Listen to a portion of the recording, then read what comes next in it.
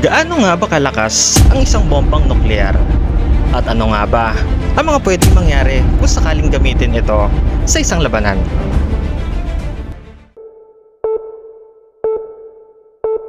Bago maganap ang ikalawang digmaang pangdaigdigan ay kilala ang imperialistang Japan na isang malupit na bansa dahil napakarami nitong pinahirapan at mga binalasubas. Isa na dito ang pagsakop sa bansang Pilipinas at ang pagkubkob sa malaking bahagi ng China.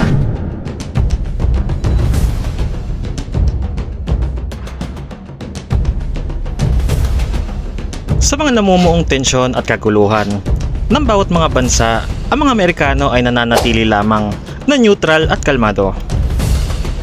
Hanggang sa sumapit na nga ang ika-7 ng Disyembre taong 1941 ang sorpresaheng atakihin ng mga Hapones ang Amerikano sa ginawa ng mga ito sa Pearl Harbor.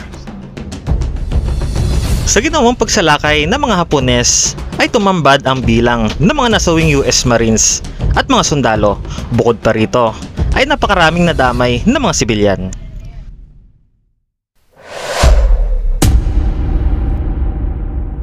At dito na nga sumabog ang galit ng mga Amerikano dahilan upang opisyal na magdeklara ang US Congress ng digmaan kontra sa mga Hapones.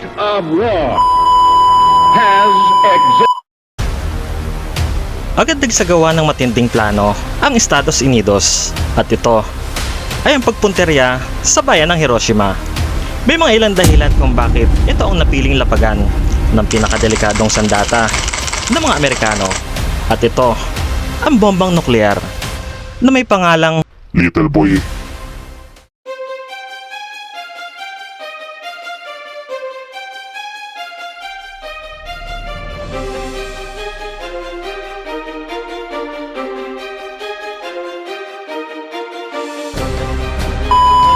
Mag-fast forward tayo sa taong 1944 kung saan ang Vice President na si Harry Truman ang pumalit bilang US President dahil sa pagpanaw ni Franklin Roosevelt sa sakit.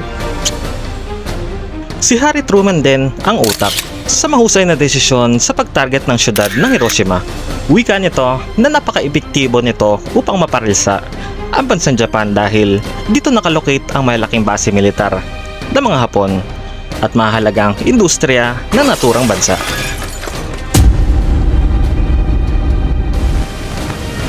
A short time ago, an American airplane dropped one bomb on Hiroshima.